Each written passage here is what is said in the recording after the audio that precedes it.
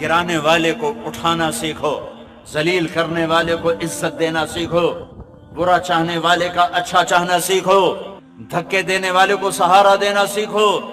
ایک دفعہ کرو تو صحیح، جیسے آج یوسف کا نام گونج رہا ہے، آنے والی تاریخ میں تمہارا نام گونجے گا۔ تھوڑا سا وہ قصہ سنا تھا، کب نکالا یوسف علیہ السلام کو دھوکہ دے کر، فراڈ کر کے، چھوٹے سے بچے 8-9 سال 10 سال عمر، اور جو ہی باہر نکلے تو مارنا شروع کیا۔ ہائے ہائے ہائے ہائے ہائے، جب کبھی خیال آتا ہے دل پھٹتا ہے کہ ہائے، معصوم پھول جیسا، کائنات کے حسین ترین، ایسا حسین کوئی نہیں پیدا ہوا۔ ایک اور اضافہ بھی سنا دو، مردوں میں یوسف جیسا اللہ نے کوئی نہیں پیدا کیا، اور عورتوں میں حوا جیسا اللہ نے کوئی نہیں پیدا کیا۔ حوا سب سے حسین تھی۔ ماں جی ابا جی پتہ ہے 130 فٹ کا تھا، 130 فٹ، 130 فٹ۔ اماں جی بھی 130، ابا جی بھی ایتا سی گھس گھس گھس گھس کے 5 فٹ دے ہو، اور ابھی قیامت کے قریب اور تھوڑے ہوں۔ پھر جب جنت میں جاؤ گے تو اللہ پھر دوبارہ 130 فٹ کا قد عطا فرمائے گا۔ مرد بھی عورت بھی 130 فٹ کی جوانی دے گا۔ کیا مارا ہے بھائی کو، اور جب کنویں میں پھینکنے لگے تو یوں ہاتھ پڑ گئے منڈیر پر یوسف علیہ السلام کے، تو انہیں ایسے وہ تلوار کا قبضہ یہاں مارا، زور سے مارا، اور تڑپ کے ہاتھ چھوڑے اور گرے۔ جبریل نے سنبھل نیچے اتر کے سنبھالا، اٹھایا، پھر باہر نکلے، پھر فروخت ہوئے۔ وَشَرَوْهُ بِثَمَنٍ بَخْسٍ دَرَاهِمَ مَعْدُودَةٍ وَكَانُوا فِيهِ مِنَ الزَّاهِدِينَ۔ ایسا چپ ہوئے کہ بتایا ہی نہیں کہ یہ میرے بھائی ہیں، میرے اوپر ظلم کر رہے ہیں، چپ۔ منڈی میں بکے، مصر کی زلیخا کے گھر پہنچے، جوان ہوئے، بہت بڑا امتحان آیا، پار نکلے۔ پتہ آگے پھر کیا کیا زلیخا نے؟ الزام کو ٹھوک دیا، اور پیچھے ایک آدمی ڈھول بجاتا ہوا اعلان کر رہا تھا، ہذا جزاء من خان سیدہ، یہ جزا ہے اس نوکر کی جو اپنے مالک کے ساتھ بددیانتی کرے۔ برداشت کیا، پھر 9 سال جیل کاٹی، برداشت کیا۔ ایک خواب کے ذریعے سے تخت پہ بٹھایا اور بھائیوں کو ذلیل کر کے سامنے کھڑا کر دیا۔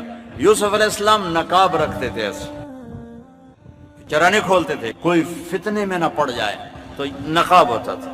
جب بھائی آئے تو فَعَرَفَهُمْ وَهُمْ لَهُ مُنْكِرُونَ، یوسف علیہ السلام نے تو پہچان لیا، انہوں نے نہیں پہچانا۔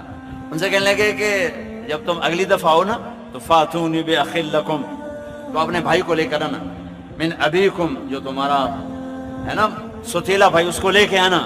فَإِن لَمْ تَأْتُونِي بِهِ فَلَا كَيْلَ لَكُمْ عِنْدِي وَلَا تَقْرَبُونَ، اگر وہ نہ آیا تو میں تمہیں غلہ نہیں دوں گا۔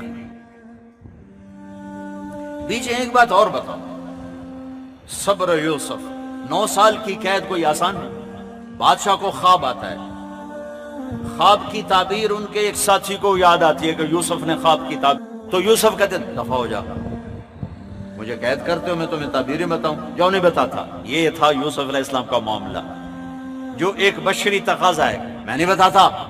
یوسف علیہ السلام نے صرف تعبیر نہیں دی، تعبیر بھی، تدبیر بھی، تبشیر بھی، عبر ودبر وبشر، سبحان اللہ۔ دشمن کو بتا رہے ہیں دیکھو بھائی یہ خواب بڑا اچھا خواب ہے، یہ اس کی تعبیر ہے، 7 سال زراعت کر لو، پھر 7 سال قحط آئے گا، پھر 7 سال کے بعد دوبارہ بارش ہوگی، پھر غلہ ہوگا، یہ سب کچھ دشمن کو بتایا۔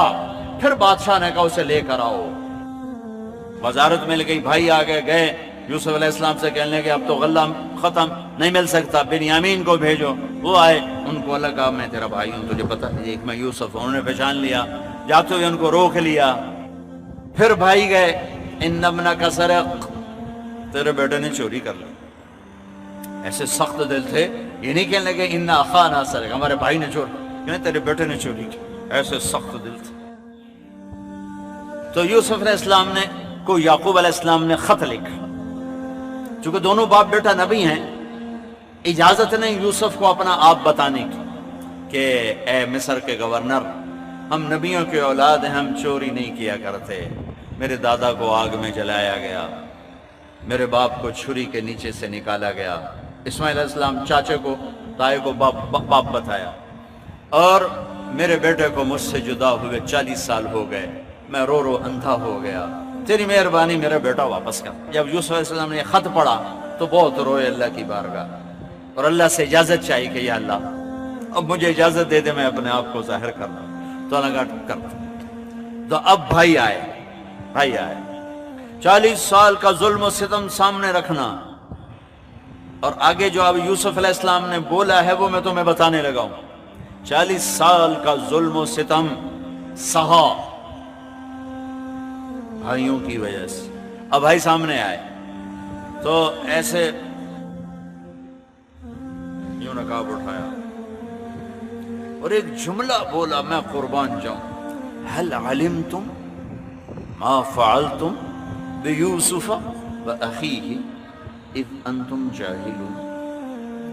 پہلے میں وہ سناؤں جو یہاں کہنا چاہیے تھا یوسف علیہ السلام کو, جو کہنا چاہیے تھا یہاں.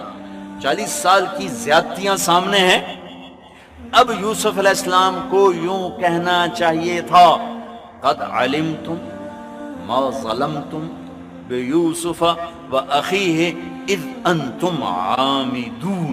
یہ جملہ بنتا ہے کہ آ گئے ہو نا میرے پاس ذلیل ہو کر, تمہیں پتا ہے نا تم نے میرے اوپر میرے بھائی پہ کیا کیا ظلم ڈھائے. یہ جملہ بنتا ہے یہاں.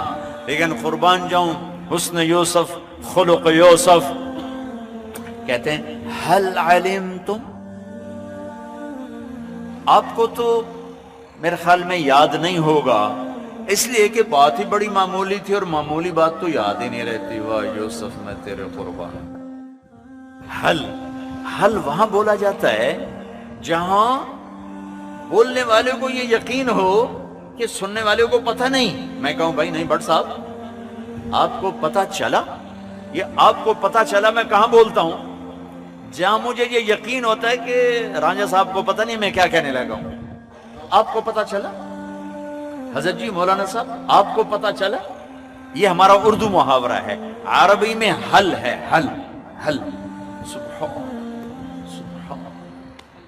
سبحان یہاں حل نہیں آنا چاہیے, قد آنا چاہیے تھا.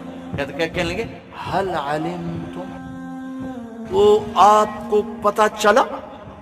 آپ کو پتہ چلا کن کو کہہ رہے ہیں جنہیں تلوار کے قبضے انگلیوں پر مارے تھے. آپ کو پتہ چلا. لیکن آپ کو تو غالباً یاد نہیں ہوگا, اس لیے کہ معاملہ ہی بڑا چھوٹا سا تھا, ایویں معمولی سا واقعہ تھا. ما فعلتم, فعلا عربی زبان کا کمزور ترین لفظ ہے. اگر اس سے کوئی کمزور لفظ ہوتا تو یوسف وہ استعمال کرتے. اس لیے میں کہہ رہا ہوں یہ الفاظ کا ترجمہ نہیں کر رہا ہوں, جو صورتحال ہے اور جو یہ پورا جملہ ایک تصویر پیش کر رہا ہے میں اس کا ترجمہ کر رہا ہوں. میرے بھائیو آپ کو تو یاد نہیں ہوگا, اس لیے کہ بات ہی بڑی چھوٹی سی تھی. فعلتم وہ جو تھوڑا بہت یوسف اور اس کے بھائی سے نادانی میں اذن تم جاہلون, جان بوجھ کے نہیں کیا تھا آپ نے, اور ایویں ہی ہو گیا تھا. اور یہ ایویں ٹکر لگ گئی, میرا بریک تو بڑی ماری پر ٹکر لگ گئی. کہا وہ تمہارا ارادہ نہیں تھا, وہ ایویں ہی تم سے ہو گیا. تو کچھ یاد ہے؟ میرے خیال میں آپ کو تو یاد نہیں ہوگا. کوئی یاد ہے, کوئی پتہ ہے؟ ہائے ہائے ہائے ہائے, ابھی میں اس آیت کا حق ادا نہیں کر سکا. جو نے اس معاملے کو ہلکا کیا ہے نا, سبحان اللہ. 1 تولہ دودھ میں 1 من پانی ڈال دیا. 1 تولے دودھ میں, کچیلے سے بناتے ہیں نا, 1 تولہ دودھ میں 1 من پانی ڈال دیا ہے. پھر بھی میں کہتا ہوں میں اس آیت کا پورا مفہوم نہیں سنا سکا. میں قربان جاؤں اپنے اللہ کی تعبیر پر, یوسف کے کردار پر, اس کی حسن کلام پر. کوئی ایسے کہتا ہے کسی کو خالی یوں دیکھ لو تو موت تک نہیں, تو میں نے اینج ویکھے آئی, وہ مرتے دم تک نہیں بھلاتا. یہاں سرے بازار بک رہے, کنویں میں گر رہے, زنا کی تہمتیں لگ رہی, جیل کی بھٹی میں سلگ رہے, اور کہتے ہیں حل علمتم, آپ کو تو شاید پتہ نہیں ہوگا. وہ کچھ تھوڑا بہت ایویں ہی غلطی سے ہو گیا تھا. آگے جو اللہ نے یوسف کے بھائیوں کا سنایا ہے نا وہ کمال کر دیا. اِنَّكَ لَأَنْتَ يُوسُف اِنَّكَ لَأَنْتَ يُوسُف. یہ تھوڑے کا اِنَّكَ لَأَنْتَ يُوسُف. پہلے تو بے دھیانی میں کھڑے. جب یہ جملہ آیا نا سر پر تو ایک دم خواب یاد آیا کہ یوسف نے خواب دیکھا تھا. تو ان کی ایسے آنکھیں پہلے یوں کھڑے پھر یوں دیکھا, پھر اس کے بعد خوف, گھبراہٹ, حیرت, پریشانی, سزا کا ڈر, معافی کی امید, اپنے اوپر پشیمانی, یوسف کی عزت کا احساس. یہ کتنے مختلف جذبات ہیں. امید بھی ہے, خوف بھی ہے, ڈر بھی ہے اور درگزر بھی ہے, اور حیرت بھی ہے, پشیمانی بھی ہے, گھبراہٹ بھی ہے اور اطمینان بھی ہے. یہ سارے مختلف جذبے جو میرے رب نے کہا اِنَّكَ لَأَنْتَ يُوسُف. اب انہوں نے پتہ نہیں کیسے کہا ہوگا لیکن میں لفظ سے مطلب نکال رہا ہوں. مجھے لگ رہا ہے یوسف کے بھائی میرے سامنے کہہ رہے ہیں. قرآن اللہ کی قسم جب کوئی واقعہ لاتا ہے تو یوں لگتا ہے جیسے آنکھوں کے سامنے ہو رہا ہو, جیسے ٹی وی والے سکرین پہ دکھا دیتے ہیں لگتا ہے ہمارے سامنے ہو رہا ہے. ایسے قرآن یوں دماغ کی سکرین پر لے آتا ہے کہ وہ ہاں میں دیکھ رہا ہوں یوسف کے بھائی کیا کر رہے ہیں. تو اب دور والوں کو تو پتہ نہیں نظر آیا نا, تم قریب والے دیکھو نا کہ یوسف کے بھائیوں نے کیا کیا. آنکھیں پھٹی, منہ کھلا. اِنَّكَ لَأَنْتَ يُوسُف اِنَّكَ لَأَنْتَ يُوسُف. پھر بھی میں نہیں ادا کر سکتا. تو آپ وہ آپ ہاں یوسف ہیں, ہاں ہمیں پتا چل گیا آپ یوسف ہیں. ہاں انا یوسف وہذا اخی. میرے بھائیو میں یوسف ہوں, یہ میرا بھائی ہے. قد من اللہ علینا انہ من یتق ویصبر. یہ جملہ میں نے سنانے کے لیے سارا آپ کو یہ بیان سنایا ہے کہ میرے بھائیو جو صبر اور تقوی اختیار کرتا ہے اللہ اسے کبھی ضائع نہیں کرتا. تو وہ بول اٹھے تاللہ لقد آثرک اللہ علینا وان کنا لخاطئین. اللہ کی قسم یوسف اللہ نے تمہیں بڑا بنا دیا, عزت دے دی, ہم قصوروار ہیں. اگلا جملہ اس سے بھی عجیب, لفظ عجیب بھی چھوٹا ہے. کہتے ہیں لا تثریب علیکم اليوم. تثریب کسے کہتے ہیں؟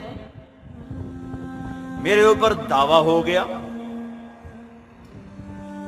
اب پیر صاحب کی پنچایت میں فیصلے کے لیے پہنچ گئے, مدعی میرے خلاف دعویٰ ثابت نہ کر سکے تو انہوں نے کہا کہ بھائی آپ پر کوئی الزام نہیں, آپ باعزت سرخرو ہیں, آپ پر کوئی الزام ثابت نہیں ہو سکا. لا تثریب. میرے بھائیو تم کیوں کہہ رہے ہو ہم قصوروار ہیں؟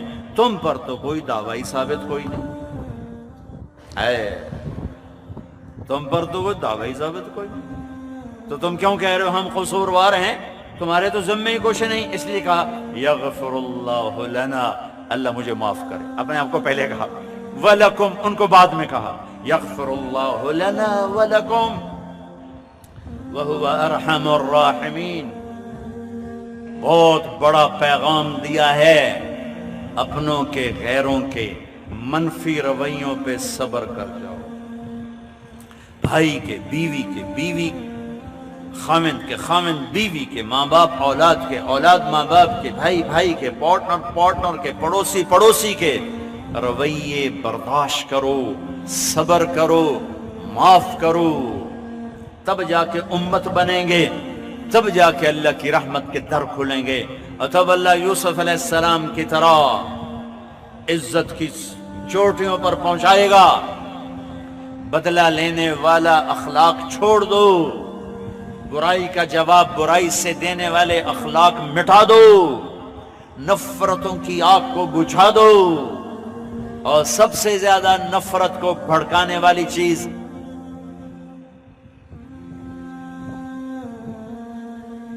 یہ زبان ہے، یہ زبان ہے، یہ زبان ہے، اور سب سے زیادہ محبتوں کو پروان چڑھانے والی چیز یہ زبان ہے، یہ زبان ہے، یہ زبان